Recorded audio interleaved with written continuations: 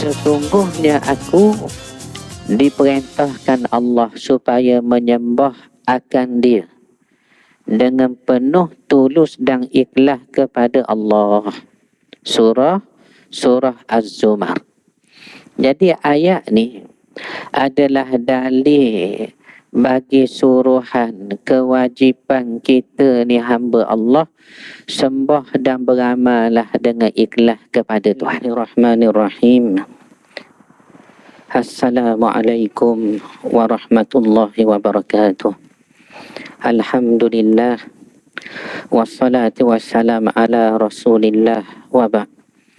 Ashabul fadilah, tuan imam kita, tuan Bilal kita, ahli jawatan kuasa masjid kita yang berkat ini, ibu bapa muslimin muslimat yang saya kasihi sekalian. Pertamanya syukur kehadrat Allah ibu bapa sekalian, panjang lagi umur kita sehinggalah ke bulan Safar yang berkat ni. Inilah bulannya Nabi kita hijrah tinggalkan kota Mekah menuju ke Madinah. Tu yang kita tengok dalam sirah tu, 3 hari 3 malam Nabi kita duduk dalam gua Thawr. Jadi bulannya bila? Inilah bulannya Safar. Malam ini ibu bapa sekalian, nak menyambung pengajian kita tu. Kita sampai tajuknya ikhlas kepada Allah Subhanahu wa taala. Firman Allah Subhanahu wa taala, A'udzu billahi minasyaitonir rajim. Qul, katakanlah Muhammad, Inni umirtu an a'budallaha mukhlishan lahuddin. Sesungguhnya aku diperintahkan Allah supaya menyembah akan Dia dengan penuh tulus dan ikhlas kepada Allah. Surah Az-Zumar. Jadi ayat ni adalah dalil bagi suruhan kewajipan kita ni hamba Allah sembah dan beramalah dengan ikhlas kepada Tuhan. Surah Az-Zumar. Para ulama telah mendefinisikan ta'rif ikhlas itu kepada banyak ta'rifan. Rupanya ikhlas ni walaupun satu saja, hanya satu-satu dan hanya senya saja ikhlas itu, tetapi makna dia banyak. Makna ikhlas ni banyak. Tetapi kata ulama, sungguh pun banyak kesimpulan yang boleh kita ertikan ialah ikhlas awak jernihkan amal awak itu dari segala penyakit dan noda. Maknanya amal kita ni seperti semayang garik tadi, ataupun bersela dengar kuliah ni sekarang ni, dia terdedah kepada penyakit. Terdedah kepada penyakit. Penyakitnya apa? Seperti mengharapkan pujian. Bagusnya ustaz kita mengajar tu, dia harap pujian. Jadi dia beramal. Dia mari masjid, mari. Cuma amalnya tadi boleh terdedah kepada penyakit. Seperti suka orang tahu, suka orang sebut. Ni dia. Ataupun penyakit itu datang dari amalan. Ni kita tengah beramal ni ada penyakit. Penyakit apa? Merasakan diri telah selamat di akhirat. Kalau saya boleh tanya jemaah kita malam ni, yang tak kurang 15,000 orang malam ni agak saya tu. Kalau saya boleh tanya ni ya, tolonglah jawab, tolong jawab. Kita semayang ke tidak ni? Semayang. Puasa? Puasa. Isnin Khamis tak pernah tinggal lagi ustaz puasa tu. Baguslah. Sedekah jariah ada. Bangun tengah malam, bangun ustaz. Umur dah lanjut ni, tak tidur banyak. Paling kurang 2 rakaat tengah malam. Oh, bagus. Kalau sudah semayang, sudah puasa, sudah tahajud, sudah belajar tadabbur, banyaklah. Boleh ke kalau saya tanya, agak-agaknya, kita selamat tak lagi dalam kubur nanti? Itu saja soalannya. Itu sahajalah soalan dia.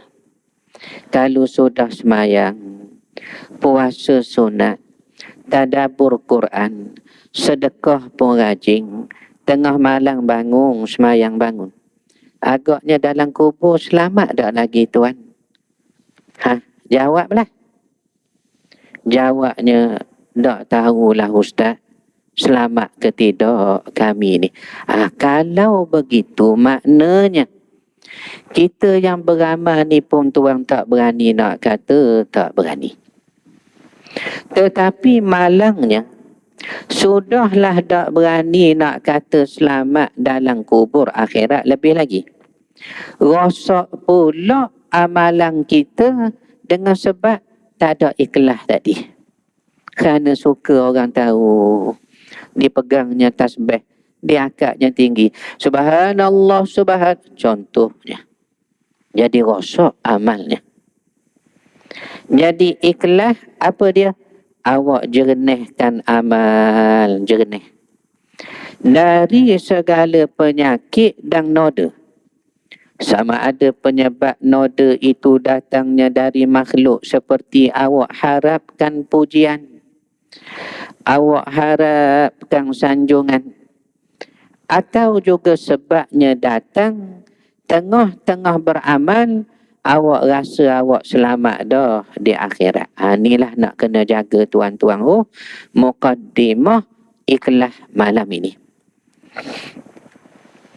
Inilah ta'rifan yang dinyatakan oleh satu tokoh tasawuf besar, Syekh Abdul Qadir Isa. Abdul Qadir Isa ni satu tokoh besar dalam bidang sufism. Beliaulah yang mengarang karya tasawuf terkenal itu, Haqaiq Anit Tasawuf, hakikat-hakikat bertasawuf. Jadi tokoh inilah yang dia hurai, dia sebut, dia beritahu pada kita apa maksud ikhlas tu. Namun untuk menambahnya faham akan definisi ikhlas ini, penulis mendatangkan beberapa definisi yang terhasil dari pengalaman ahli-ahli tasawuf terdahulu. Oleh kerana subjek kita ni sufism tasawuf, moleklah kita ambil juga kisah orang dulu, pengalaman orang sufi dulu, nak beri faham ikhlasnya mereka tu. Pertama, Abu Qasim Al-Khushairi. Ni tokoh tasawuf yang dikenal dengan namanya juga Imam Khushairi. Imam Khushairi. Imam Khushairi ini ibu bapa sekalian, beliau menyusung satu karya yang besar dalam bidang tasawuf yang diberi judul Risalah Khushairiyah. Risalah Khushairiyah. Tawaduknya scholars dalam bidang tasawuf ini sehingga karyanya itu pun dia beri nama Risalah. Ra sing alif lang te marbutah tu. Risalah. Apa makna risalah? Orang mengaji Arab fahamlah makna risalah ni. Kalau tuan-tuan di sini ni, saya yakin ramai hak mengaji lulusan Arab, lulusan Mesir ni, gamak ya. Pasal tengok ke jubah dengan bau minyak atar tu. Oh, belajar di Maghribi, belajar di Mesir. Gamaknya. Jadi orang mengaji Arab macam tuan-tuan ni. Semua ni. Kalau saya sebut risalah, terus faham. Apa dia? Tawaduk tuan guru kita ni. Tidak dinamakan buku dia, karya dia itu dengan kitab. Tetapi dia hanya namakan apa dia? Risalah. Apa dia risalah? Ini bukan buku, Ustaz. Dah, risalah sahaja. Nota-nota kecil sahaja. Himpunan nota-nota ringan sahaja. Nampak tak rendah diri dia? Siapa dia tak kata kitab? Ni nota-nota sahajalah. Walhal karyanya itu satu karya besar dalam dunia kesufian. Jadi Imam Abu Qasim Al-Khusyairi ni, Imam Khusyairi ni lah, dia kata apa dia?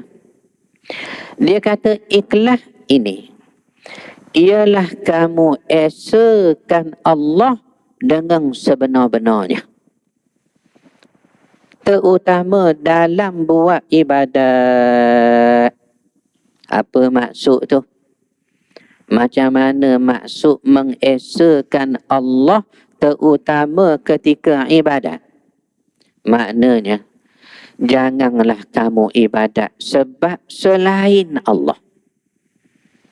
Payah juga tuan-tuan nak jaga ikhlas ni. Payah. Kita ni, sebolehnya syaitan iblis, dia tak embuh kita semayang.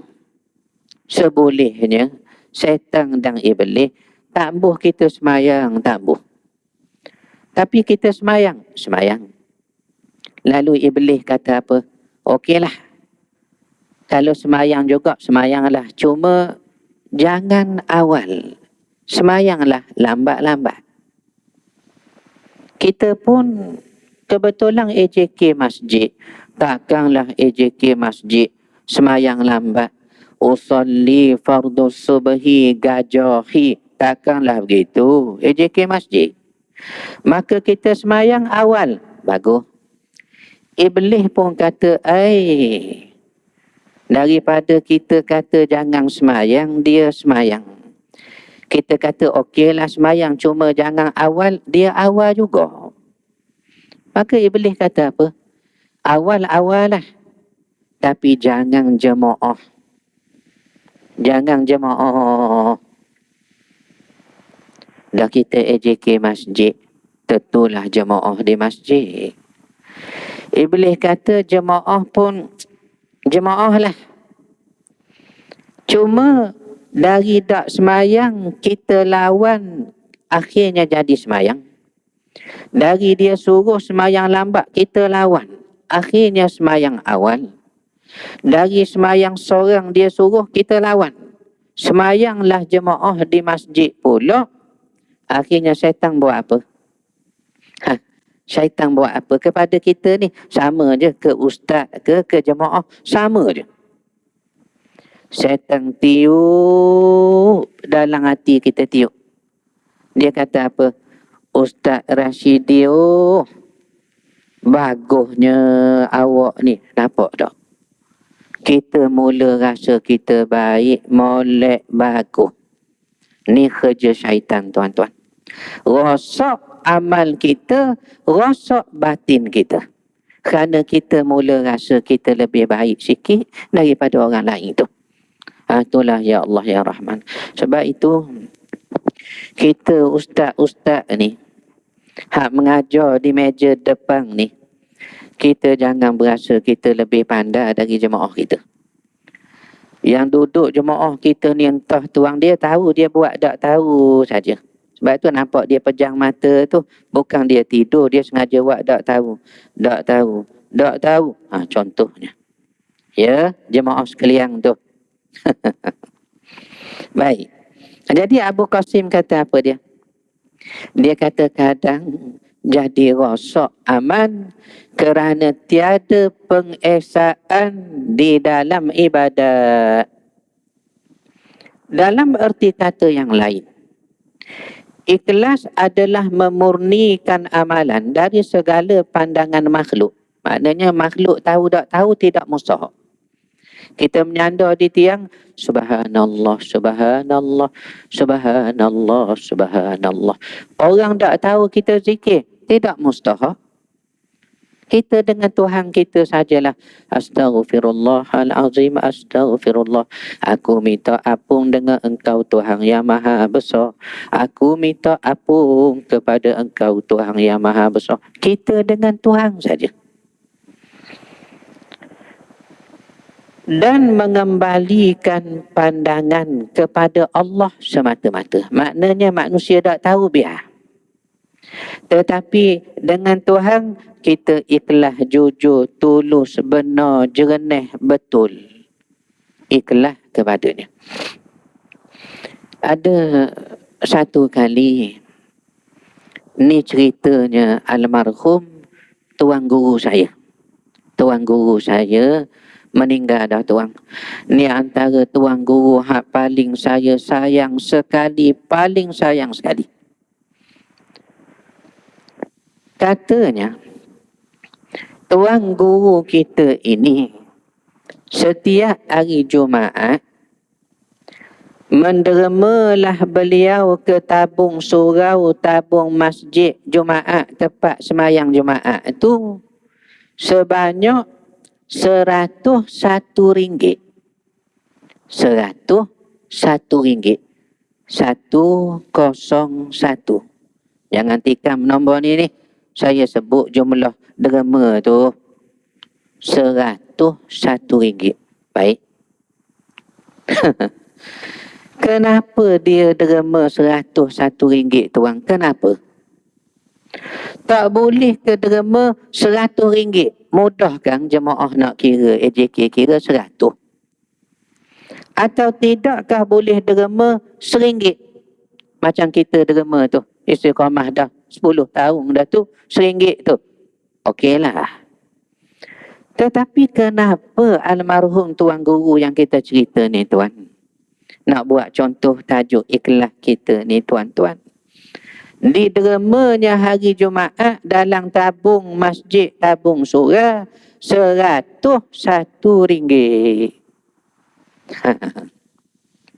Rupanya almarhum tuan guru yang soleh ni, dia nak jaga amal dia. Dia nak jaga amal dia. Dia nak derma 100. Sebenarnya tuan dia nak derma 100.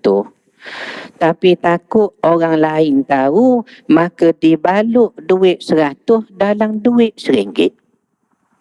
Supaya orang sebelah bila tabung bergerak tu, dia derma 100.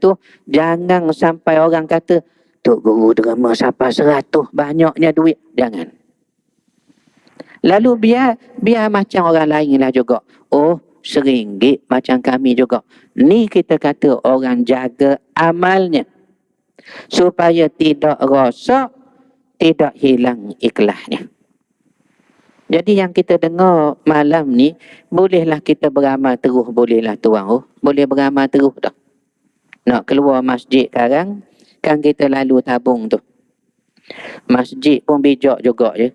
Dia letak tabung ni tempat orang lalu semua. Jadi kita pun seluk poket tu, nak derma 50. Takut Ustaz Rasidi nampak ni. Dah apa boleh buat? Baluk lah. Dibaluk dalam duit RM1 tu. Allah kaya Tuhan ya Allah. Jadi ni contoh orang zaman kita ada tuan, siapa begitu jernih hati dia. Jernih hati dia.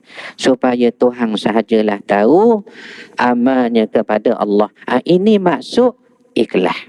Kata Abu Qasim Al-Khusyairi. Satu. Kedua, Syekh Ali Ad-Daqqaq berkata. Syekh Ali Ad-Daqqaq dia kata begini. Ikhlas ialah menutup pandangan makhluk. Makna definisi ni lebih kurang juga. Ikhlas kata Abu Ali Ad-Daqqaq sama dengan Imam Khusyairi tadi. Apa dia? Awak tutup pandangan orang ni jangan sampai mereka tahu. Takut rosak tu lah. Terhadap amalan yang dilaksanakan. Dan mukhlisin, kalimah Arab tu, mukhlisina lahuddin, yang kita baca Quran tu, mukhlisin ialah mereka yang bebas dari riak. Bebas dari riak. Apa maksud riak? Dia suka orang tengok.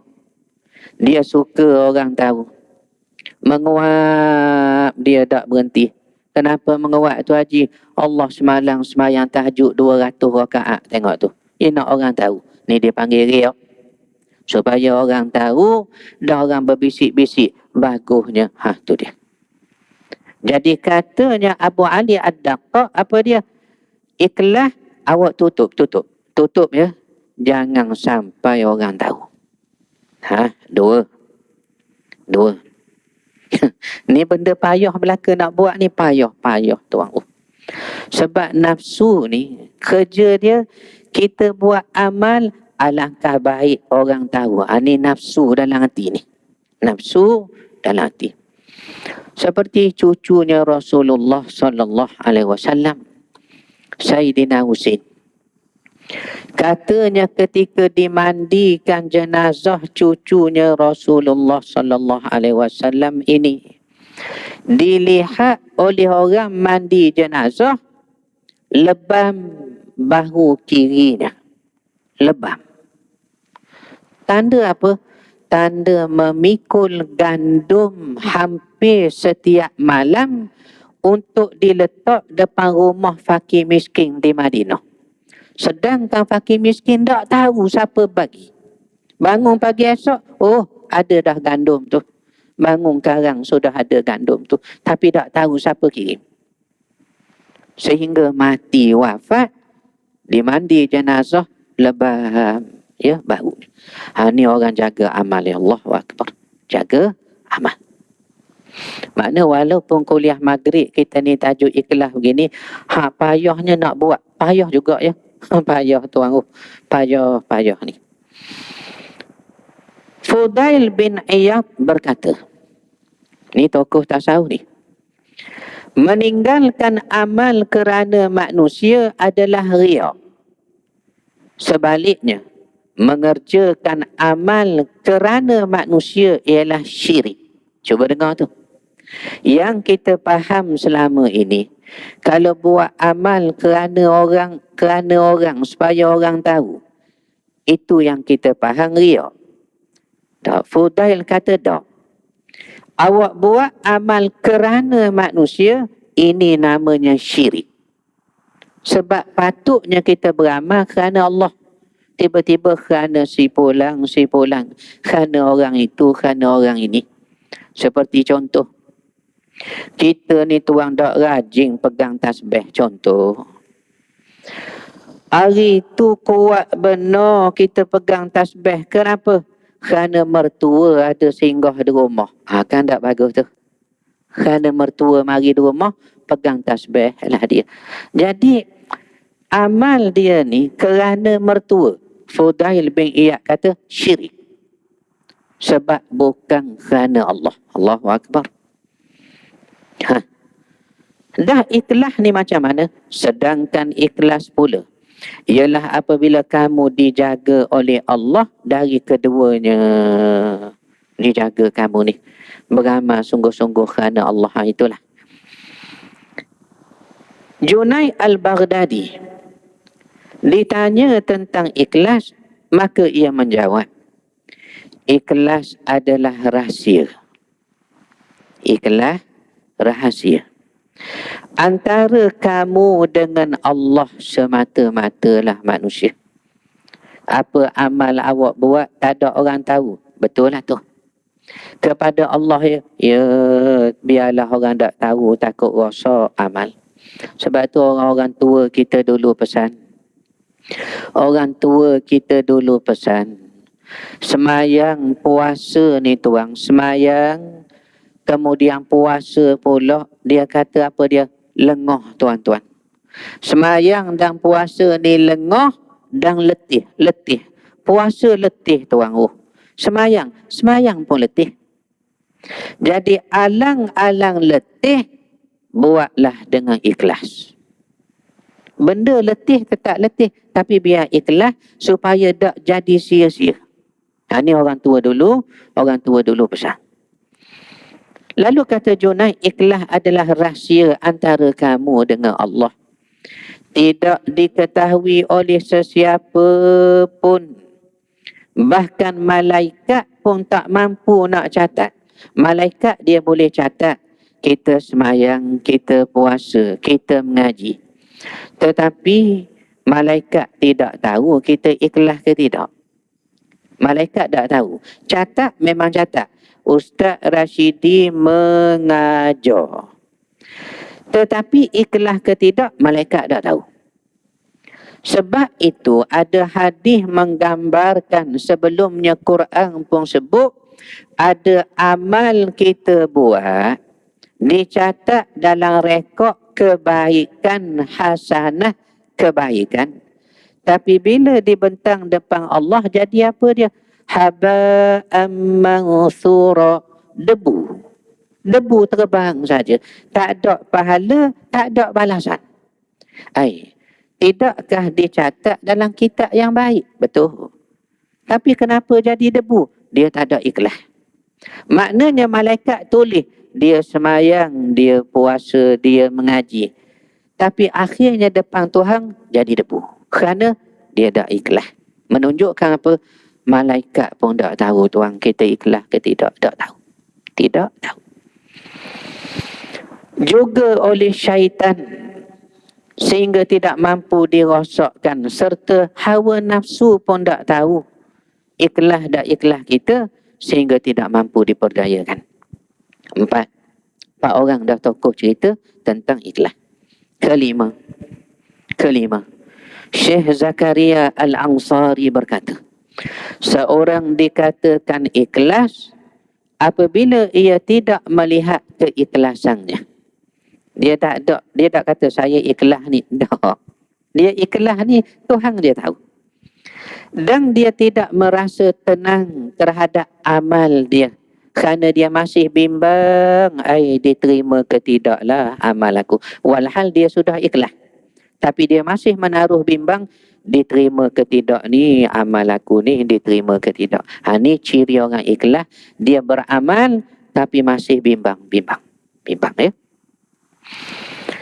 Bahkan Syekh Abdul Qadir Isa sekali lagi menyatakan kesimpulannya dari definisi ini dengan katanya, jelaslah keikhlasan itu ialah semata-mata kerana Tuhan, sehingga hawa nafsu tidak mempunyai bahagian di dalamnya. Mana dia tak nak dipuji pun, dia jaga. Ini ikhlas. Dan seorang itu tidak perlu melihat keikhlasannya, kerana ikhlasnya hanya diserah kepada Allah Subhanahu Wa Taala. Tingkatan ikhlas. Rupanya ikhlas ni ada level juga. Ada jenis, ada tingkatan juga. Mari kita tengok tuan. Ikhlas ni apa jenis dia dan kat mana kita duduk ni. Cuba tengok tu. Ibnu Ujaibah ni scholars dalam bidang tasawuf. Ia mari terkemudian daripada Ibnu Athaillah.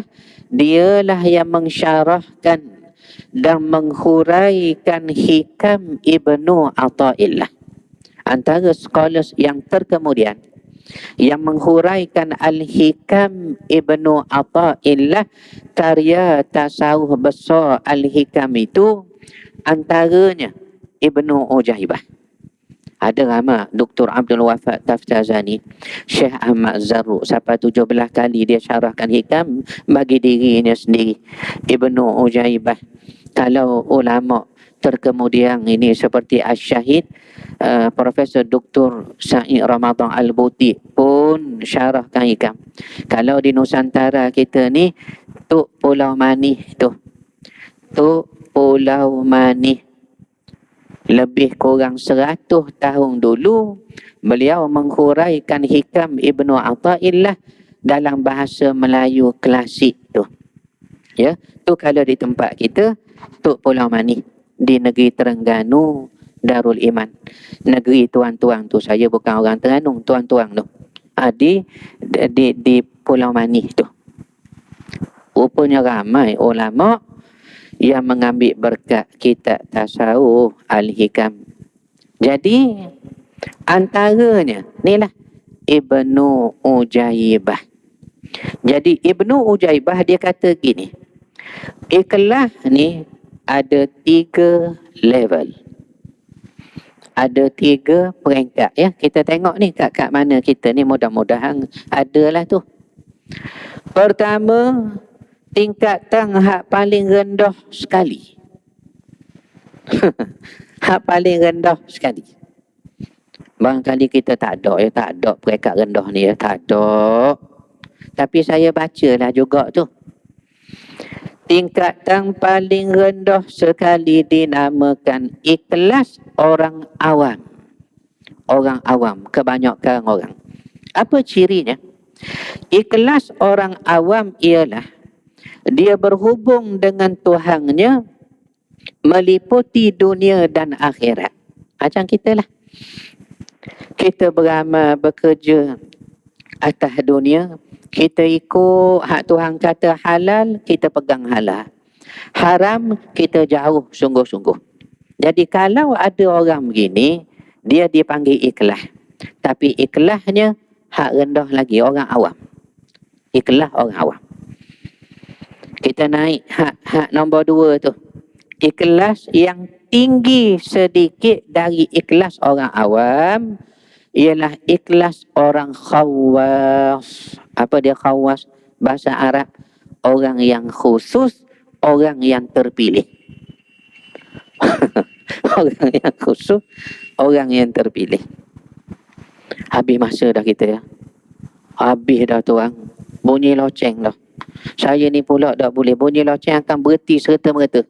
Walaupun tergantung tak dan habis, walaupun jemaah tak puas hati, supaya jemaah naik semangat nak sambung lagi. Jadi kita berhenti mengejut begitu saja. Dekat mana? Level nombor 2 tu, ikhlas orang khawas ya. Habis di situ, wa sallallahu ala sayyidina wa habibina al-Mustafa wa ala alihi wa sahbihi ajma'in walhamdulillah rabbil alamin. Assalamualaikum warahmatullahi wabarakatuh. Alhamdulillah bil salam.